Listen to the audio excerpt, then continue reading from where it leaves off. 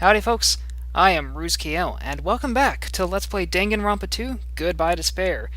In the last episode, we ended Chapter 4, Do Robots Dream of Clockwork, with the unfortunate, I'm going to call it sacrifice, of Gundam Tanaka, because ultimately, he did sacrifice his life for those of his friends in order to escape the funhouse and from starving to death. In this episode, we're going to be starting Chapter 5. Okay, so this is a bit of a weird situation. Initially, I was going to record a video for my 1-year anniversary, but I kind of don't have time to do that. At least I don't feel like I have time to put something together properly. But here I am, one day before it, and this will come out on the 24th, so Merry Christmas and Merry Christmas Eve in that regard. In general, I'll keep it short and sweet.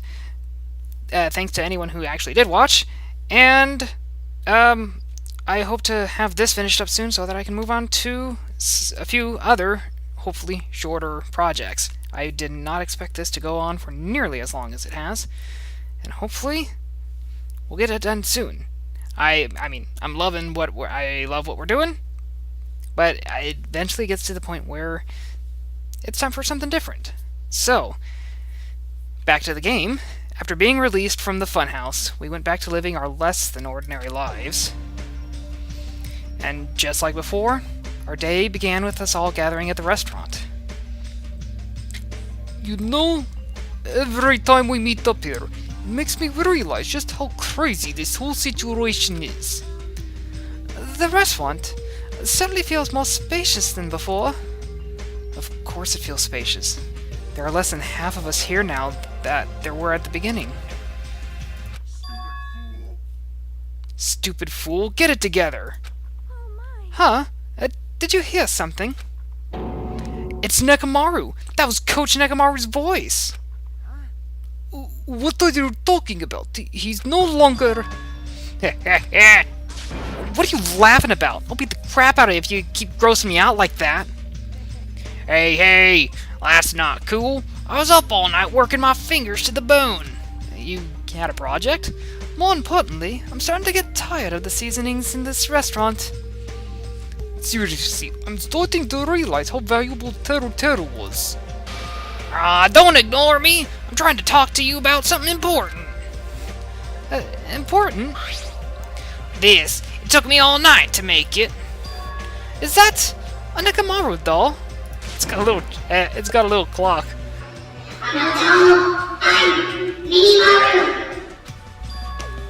Minimaru. I took some parts from him to make it. What do you think? Awesome quality, right? It's a little morbid, but I mean, it's kind of a nice tribute. So, of course, it doesn't have free will or anything. So it's more like, a toy. But isn't it freaking adorable? Oh! You don't look happy. It's so cute! Thanks, I'll keep it. I never said anything about giving it away. Don't be so stuck up. Your stuff is my stuff, right? Well, it sure as hell is now. Well, hey now, that's a bully's logic. Well, it doesn't matter. I made this to cheer you guys up anyway. And as long as we have it, we won't forget, about Nekomaru's sacrifice for us. We're standing here today because of him. So if we're going to prevent something like that from ever happening again, I guess we gotta fight too, right? We just can't keep running away. We got to admit it. It does make me a little sad that he kind of ignored the fact that not only was it part of Nekomaru's sacrifice, but Gundam was part of it as well. God, it's great that it's kind of awesome that he broke his characterization to such an extreme that he ended up having a self-fulfilling prophecy about what his characterization would lead to. Well, I mean, just for instance, his whole physical appearance and kind of his personality was that of evil psycho, but he valued his friends so much, he ultimately sacrificed himself so that they may live. It's just a nice kind of it's a nice dichotomy. I'm still a little more okay, so the post-trial 4 was a lot more impactful than it took me some more reflection upon it to realize that. But ultimately, I still kind of like the end of Case 2, and I don't know why I'm going off on this tangent. I got to admit, I never thought I'd hear you say something that awesome. Ha, of course. In the end, Gundam told us to never give up on life. So I will never give up. I shall fight until the very end. Gundam, please watch over me.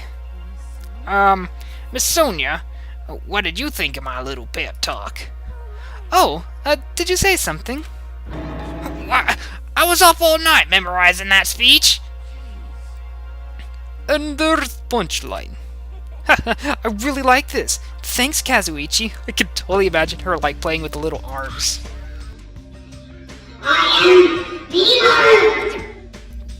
Yeah, I'm only half as happy to be thanked by you. Oh, by the way, you can also use that to massage your sore muscles and pressure points. Are you serious? That's amazing! That's amazingly laggy! Of course, I made it after all. Seriously, thanks, I'll take good care of it. Akane looks really happy. Anyway, what happened to Nagito? I haven't seen him like I usually do. You don't have to worry about that guy. He goes solo all the friggin' time. But still, I'm a little worried about how he was acting during last class trial. Well, he's always been a dangerous bastard, but he's crossed the line, you know? Well, then that's even more the reason we should avoid him. But even if we do avoid him, what are you going to do if he approaches us? Nagito's sudden change was really weird. I wonder, did he figure something out that we're not aware of? Anyway, Hajime, isn't it about time you told us what that was all about? Huh? That? You know, what Nikito said during trial. You still don't realize it? Aw, jeez, get it together. You're supposed to be the symbols of hope, aren't you? Oh, I forgot. Except for Hajime, of course. Admittedly, I actually kind of forgot about that little line. What did he mean by except for Hajime? Are you really the traitor after all? No, it's not like that. I didn't really want to say it, but I guess I have no choice. To tell you guys the truth, unlike the rest of you, well, apparently I was never part of Hope's Peak Academy primary department. I'm a reserve corps student from the reserve department. Huh? Reserve department? It means, unlike you guys, I don't have an ultimate talent at all. Apparently, I'm just a normal person. Is that all? What, that's it? Dude, don't ever scare me like that. It's not something that I can just brush off, especially since it's about me. I thought I just forgot. I thought I got into Hope's Peak Academy because I had a talent all along. But shit! My whole life, I just wanted to feel confident about myself. And I thought getting into Hope's Peak Academy meant I had finally become someone I could be proud of. Not some fucking backup student. Cheer up, Hajime. It doesn't matter if you're from the reserve department. She is right. No matter what, you are our friend. You know, there is a saying in Japan, fear is grateful for the danger. What the hell? You're saying that all wrong. Not that I would know what it's like. I take it Monokuma had fun with you this morning. So, everyone is here. It was a real close battle. Oh, that's right. She's actually fighting the Monobeast.